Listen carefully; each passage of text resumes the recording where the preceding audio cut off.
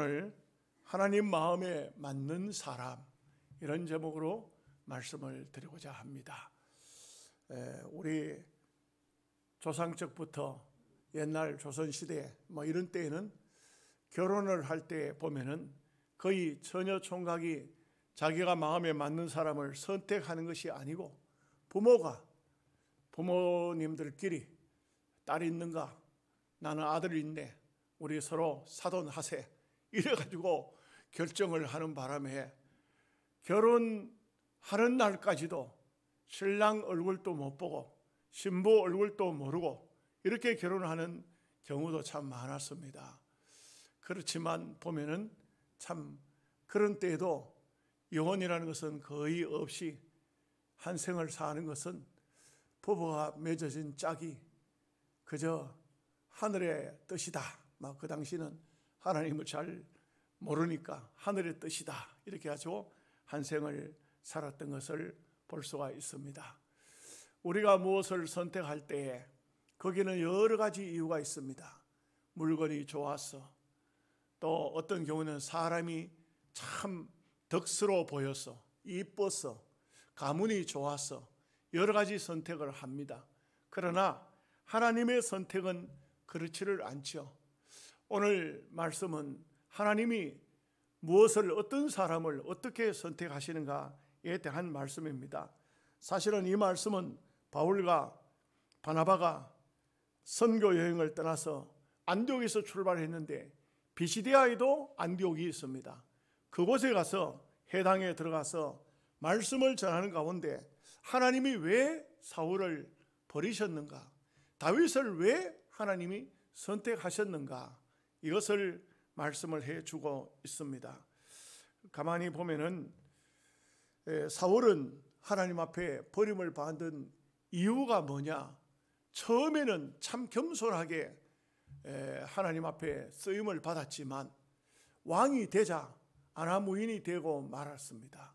하나님 명령을 다 무시하고 자기 고집대로 하고 자기 뜻대로 하고, 심지어는 하나님의 사람이 신접한 여인을 찾아다니고, 이것은 하나님 앞에 아주 망령된 짓을 많이 했습니다. 제사장만이 제사를 할 수 있는데 임금이라고 자기가 제사를 하나님 앞에 했다는 것은, 이것은 하나님을 아주 업수히 여기고 하나님을 무시하는 그런 처사였다는 것을 알 수가 있습니다. 영국에서 신앙의 자유를 찾아 미국으로 간 프로테스탄트, 퓨리탄이라고 말하죠. 그들은 하나님을 찾아갔지만 세계에서 가장 강력한 1등 국가를 만들었습니다. 여러분, 옛날에 로마 시대 때 카타콤에 있는 그리스도인들이 콘스탄틴 대제 때 다 지상으로 올라왔죠.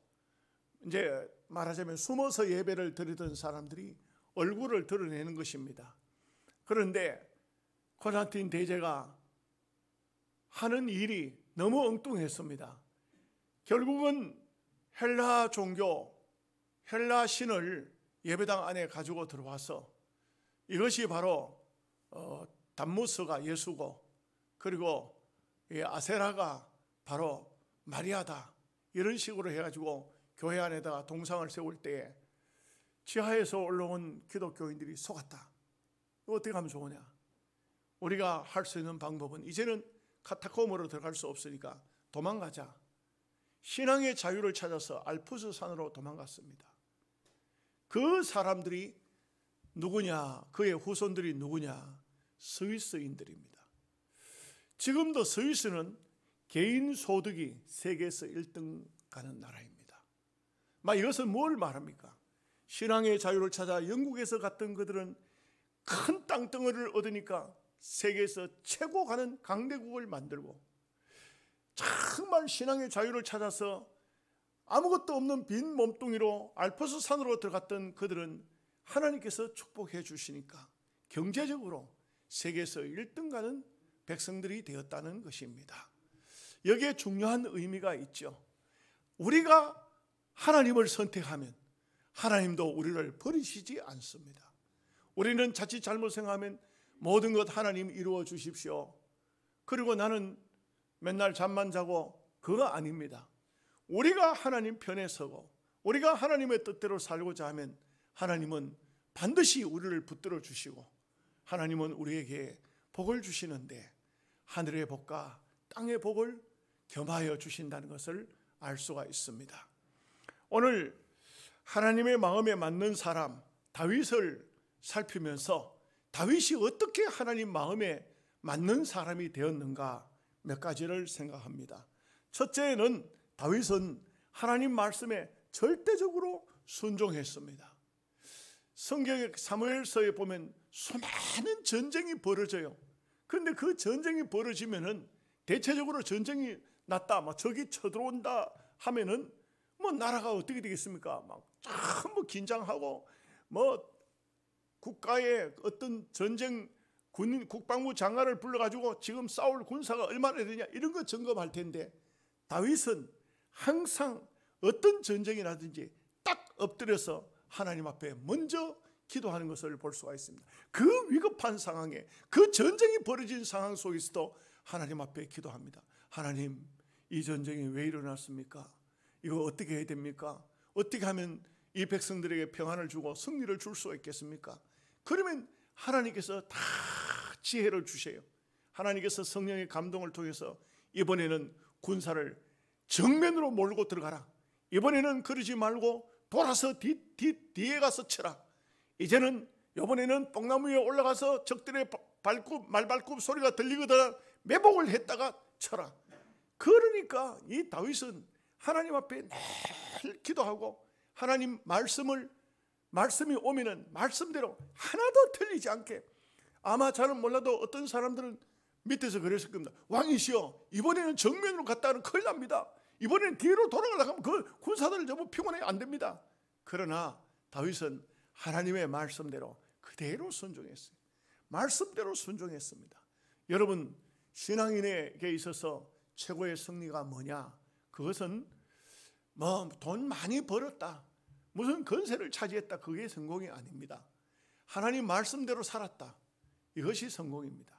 여러분, 말씀대로 사는 사람도 가난할 수도 있고 말씀대로 살아도 핍박을 받을 수도 있습니다. 그렇지만 하나님 말씀대로 산 사람은 마음속에 평안과 기쁨이 있습니다. 아무 두려울 게 없습니다. 내가 하나님 말씀대로 살다가 핍박을 받아서 설령 죽는 한이 있어도, 내가 죽는다 해도 무엇이 두려우랴? 이 세상에서 삶이 끝이 난다면 다음 세상에 하나님이 있는데 무엇이 걱정이 되랴? 무엇이 염려가 되랴? 그렇기 때문에 성경을 보면 이 다윗은 정말 하나님을 얼마나 귀중히 여기고 하나님 말씀대로 살고자 애를 쓰고 그렇게 하고 있습니까? 여러분, 시편 119편은요 절수가 굉장히 많습니다. 그런데 그 모든 말씀이 말씀에 대한 예찬론입니다. 하나님 말씀이 얼마나 귀한지 그 중에 한 구절만 읽어보지요. 시편 119편 103절 말씀에 주의 말씀의 맛이 내게 어찌 그리 단지요, 꿀과 송이꿀보다 더하니이다. 이 한마디로 다윗은 말씀의 맛을 알았어요. 하나님 말씀에 순종하는 삶을 그는 능히 말씀대로 살아보니까 안 되는 게 없구나, 말씀대로 살아보니까 여기에 큰 축복이 있구나, 말씀대로 살 때 어떤 적들이 쳐들어와도 능히 이길 수가 있구나. 하나님께서 내게 말씀을 주셨습니다. 이 말씀이 얼마나 귀한지, 말씀이 얼마나 마음속에 평안을 주는지, 말씀이 얼마나 귀한 축복인지 다윗은 그것을 알았어요. 하나님은 다윗을 기뻐하신 이유가 뭐냐면 시키면 시키는 대로 했어요. 요즘에 아이들도요, 어떤 아이들은 뭘 시키면 말을 안 들어요. 말을 안 듣습니다. 너 왜 말을 안 듣냐 하면 하기 싫어요. 하기 싫다 그래요. 부모가 시키면 말을 들어야 되지. 그런데 하기 싫대요. 자기 마음에 맞는 것만 하겠대요. 그럴 때 부모가 보면서 아이고 이놈 속 터져, 이걸 어떻게 하면 되냐, 이거 어떻게 하냐. 어떤 부모는 아주 심한 말을 하더라고요. 아이고 저놈을 아들이라고 낳았네, 호박을 한 덩어리 낳았으면 삶아 먹고 말 긴데, 이렇게 말은 얼마나 기가 막힙니까? 그런데 가장 귀한 자녀는 어떤 자녀입니까? 특별히 잘나지 못했어도, 특별한 어떤 재주가 없어도 부모님 말씀하면 즉시로 예, 순종하겠습니다. 바로 순종을 하면 부모가 흐뭇해합니다. 비록 이놈이 머리는 나빠도, 공부는 잘 못해도 부모 말씀이라 하면 그저 순종하는구나. 이 부모의 마음이 기쁘죠. 우리 하나님도 인격적인 하나님이에요. 우리 하나님도 똑같은 분이시라고요. 말씀하면은 그대로 말씀대로 살아가는 것은 얼마나 중요한 것입니까? 프랑스의 작가 빅토르 위고, 여러분들 아마 이름 들어보셨죠? 영국에는 두 가지 책이 있다. 하나는 영국이 만든 셰익스피어 작품, 이 세계적인 유명한 작품이에요. 셰익스피어의 책들은 정말 유명합니다. 저도 많이 읽어봤습니다. 너무너무 훌륭한 작품이죠. 이 셰익스피어의 작품이 있다. 또 한 가지가 있는데, 영국을 만든 책이 있는데 그것은 성경이다. 영국을 영국되게 만든 것은 성경이다. 왜요? 영국이란 나라가 웃기는 나라입니다. 여러분 알다시피 지금은 세계적인 신사나라 이렇게 말하지만, 옛날에는 그 사람들이 뭘 해먹고 살았냐 하면 해적질 해먹고 살았습니다. 영국의 바이킹, 해적들, 앵글로색손족, 이 전부 참 아주 포악한 놈들입니다. 아주 악한 사람들입니다. 그런데 거기에 복음이 들어갔어요. 하나님 말씀이 들어갔습니다. 그럴 때 이 사람들이 참 얼마나 변화됐는지, 얼마나 귀한 사람들이 됐는지. 영국에는요, 무슨 큰 대형 사고가 나면은 제일 먼저 어린아이를 건져내요. 나라의 미래. 그 다음에 여자들을 건져내요. 그리고 마지막에 남자들이 그 어린아이 여자들 다 내보내고 난 다음에 남자들이 살아나오려고 하니까 남자들이 제일 많이 죽어요. 그래서 세계에서 1등 가는 신사의 나라가 영국이라고 말하는데, 그 영국을 만든 것이 뭐냐? 빅토르 위고는 성경이다 이거죠. 하나님 말씀이 그 민족을 그렇게 만들었다 하는 말인 것입니다. 어떤 성도가 글을 썼는데 제가 그 이름이 밝혀지지 않았어요. 필요할 때 성경은 나의 침상이 되었고, 어려울 때 성경은 나의 불빛이 되었으며, 줄였을 때에는 성경이 나의 만나가 되었고, 두려울 때에는 성경이 나의 무기가 되었네. 찬송할 때에는 성경이 나의 악기가 되었고, 힘들 때는 성경이 나의 반석이 되었네. 성경은 나의 보하여 성경은 나의 주인이라네. 참 상당한 그 깊이가 있는 생각 자체를 많이 한 것 같습니다. 두 번째, 이 다윗은 앞서도 말씀을 잠깐 드렸듯이 항상 기도의 삶을 살았습니다. 다윗은 왕이 되어도 기도하는 것을 그치지 않았습니다.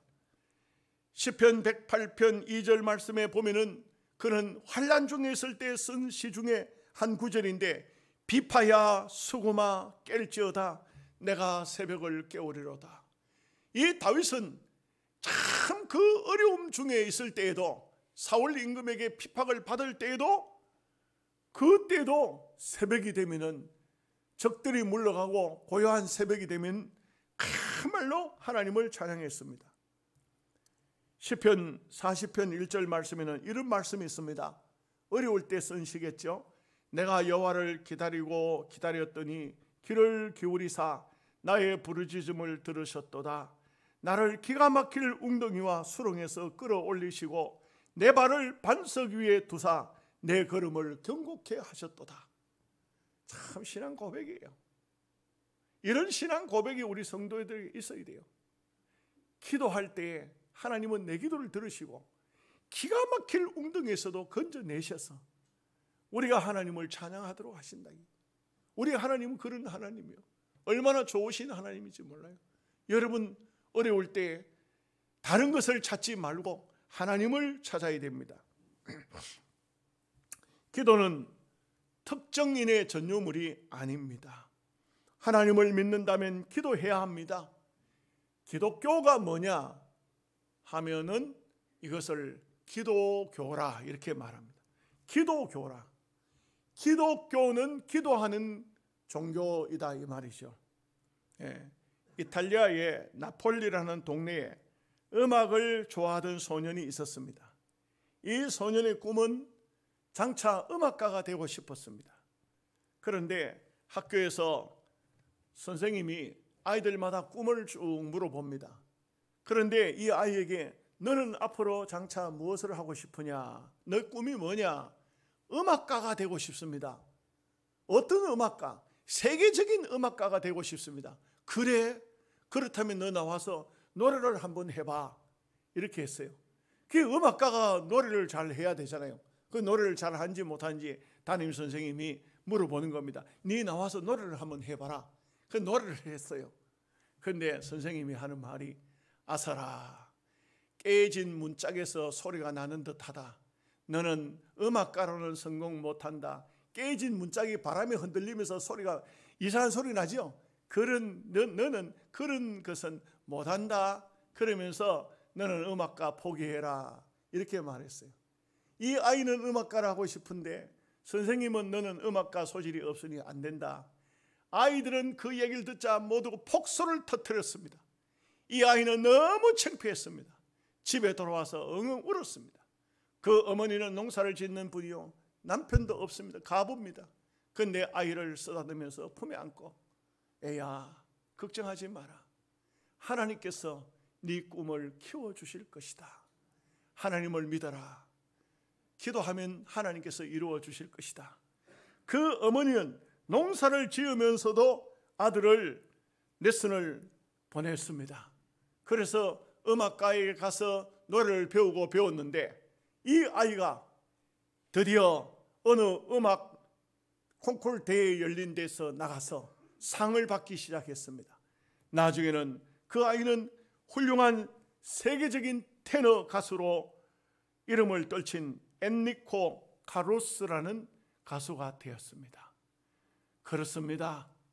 가난한 가부의 아들, 아버지도 없는, 어머니가 농사 짓는, 소리를 내면은 문짝 깨진 소리가 나던 아이가 하나님께서 함께 해주시고 하나님 앞에 늘 기도하는 삶을 살았더니 하나님께서는 세계적인 음악가로 만들어 주셨다는 것은 이거 너무나도 귀한 말씀이 아닐 수가 없습니다. 여러분, 예수님의 생애를 보면 어쩌면 예수님의 생애는 기도의 생애였다 이렇게 말할 수 있습니다. 예수님은 제자들을 이끌고 다니실 때에 제자들은 피곤해서 잠을 잘지 모르지만 이른 아침이면 한적한 곳에 가서 기도하셨고 어떤 때는 밤이 맞도록 기도하셨다. 이것을 볼 수 있습니다. 예수님은 늘 보면 자주 가시던 지역이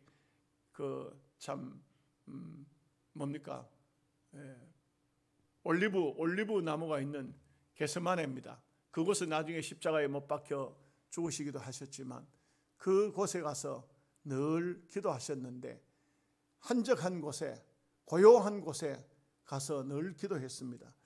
예수님의 생애를 보면 기도로 시작하지 않습니까? 40일 금식 기도로 시작합니다. 그 기도 속에 사탄의 시험도 있었지만 잘 이겨내셨고 그리고 예수님은 마지막 죽으실 때도 십자가 위에 죽으실 때도 보면은 아버지여 내 영혼을 받으소서 하나님 앞에 자기 영혼을 드리는 기도로 끝을 생을 맺습니다. 이런 면을 볼 때 예수님의 생애는 바로 기도의 생애였다. 지금도 똑같습니다. 오늘 우리도 똑같습니다. 기도의 삶을 사는 사람은 뭔가 달라도 다릅니다. 분명히 기도의 삶에는 하나님의 역사가 따라옵니다. 이상할 정도로 우리가 안 되고 힘들고 어려울 때 기도를 시작하면 그때부터 길이 열리기 시작합니다. 그때부터 문이 열리기 시작합니다. 이상하게 언제부터 이런 역사가 나타났는가 가만히 생각해 보면 기도를 시작하던 날부터라고 할 수가 있습니다. 저는 우리 아버지가 정말 완고한 분이고 절대 예수 믿을 분이 아니었습니다. 그래서 고향을 갔다 와서 집사람한테 우리 아버지 전도하기 위해서 우리 기도하자. 작정 기도하자. 그렇게 기도를 계속했습니다. 어느 날 우리 아버지가 몸이 편찮아서 누우셨다는 얘기를 듣고 고향을 갔다가 제가 어떻게 전도해야 될지를 모르겠어요. 아픈 아버지의 손을 잡았는데 눈물이 흘렀습니다. 집사람도 울고 나도 울고. 그런데 우리 아버지 마음이 그때 감동이 되셨는가 봐요. 울지 마라. 내가 오늘부터 예수 믿을게. 여러분, 우리가 기도라는 것은 얼마나 중요한지 모릅니다. 기도하면은 하나님께서 벌써 역사하고 계시는 겁니다. 여러분이 자녀들을 위해서, 부모를 위해서, 형제를 위해서, 사업을 위해서 어떤 것이든 간에 기도하십시오. 기도하면은 하나님께서 문을 열어주시는 겁니다. 여러분, 자녀들 머리 나쁘다고 염려하지 마세요. 자녀들을 늘 붙잡고 기도하세요. 여러분, 원종수라는 사람 얘기를 들어보면 그 남편은 일찍 돌아가셨어요. 아버지가 돌아가셨어요. 그 어머니가 외아들을 혼자 키우는 겁니다.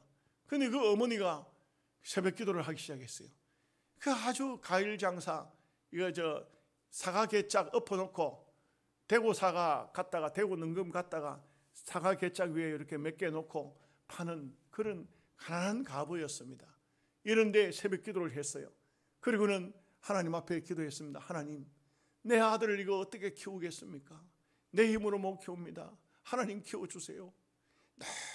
늘 기도하고 새벽 기도 마치고 돌아오면은 그 아들의 머리를 붙잡고 기도했어요. 그 차가운 손으로 아들의 머리를 붙잡으니까 잠자던 아이가 깜짝 놀라는 겁니다. 이 차가운 손이 다가오니까. 근데 어머니는 늘 눈물로 기도합니다. 하나님, 내 아들의 복을 주세요. 내 아들 하나님 은혜 주세요. 이 아들이 대전 고등학교를 다녔는데 고등학교 2학년 때까지 꼴등했다고 그래요. 꼴등으로 아주 공부에 대해서는 머리가 도무지 안 되는 거예요. 근데 그 어머니가 계속 기도했더니 고등학교 2학년 지나고 3학년 때 가서는 반전이 되는데 머리가 열리기 시작하는데 열리는 정도가 아니고 대전 고등학교 졸업할 때 수석으로 졸업했다. 얼마나 큰 기적인지 몰라요. 놀라운 역사예요. 기도해야 됩니다. 세 번째, 오직 하나님의 영광을 구했다. 다윗은 땅 위에 사는 삶을 오직 하나님의 영광을 위해서입니다. 여러분, 골리앗과 왜 싸우러 나갔어요? 다윗이 솔직히 계산적으로 따지면 골리앗하고 게임이나 됩니까? 게임도 안 되지요. 그런데 다윗이 왜 나갔느냐? 어찌 저 죽은 개와 같은 자가 내 주 하나님을 모독하리까? 전쟁은 하나님께 속했은즉 오늘 이 백성으로 하여금 하나님이 살아계신 것을 보여주리라. 하나님이 나를 어떻게 사용하시든 간에 내가 설사 저 골리앗 앞에 가서 처참히 죽는다 하니 있어도 전부 두려워 떠는 사람들 보다가도 나는 나가서 저 골리앗과 싸우리라. 하나님 영광을 위해서 싸우리라. 여러분, 놀라운 것은 다윗의 손에 골리앗의 머리를 하나님이 들려주셨습니다. 이것은 이를 개인적인 싸움의 승리가 아닙니다. 이스라엘 백성 전체의 승리입니다. 어마어마한 승리입니다. 놀라운 승리예요. 여러분, 이것 때문에 다윗이 시련도 많이 당했어요. 이스라엘 여인들이 블레셋을 무찌르고 돌아올 때 사울이 죽인 자는 천천히요, 다윗이 죽인 자는 만만이라 노래를 하는 바람에 사울 임금이 다윗을 죽이려고 얼마나 애를 썼는지 몰라요. 그렇지만 하나님은 시편에 기록된 것처럼 생명싸개로 다윗을 보호하셨어요. 생명싸개, 생명으로 이렇게 싸놨다.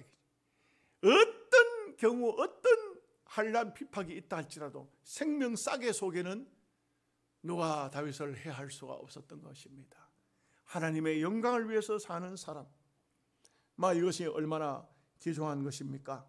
고린도전서 10장 31절 말씀에 너희는 먹든지 마시든지 무엇을 하든지 다 하나님의 영광을 위해서 하라.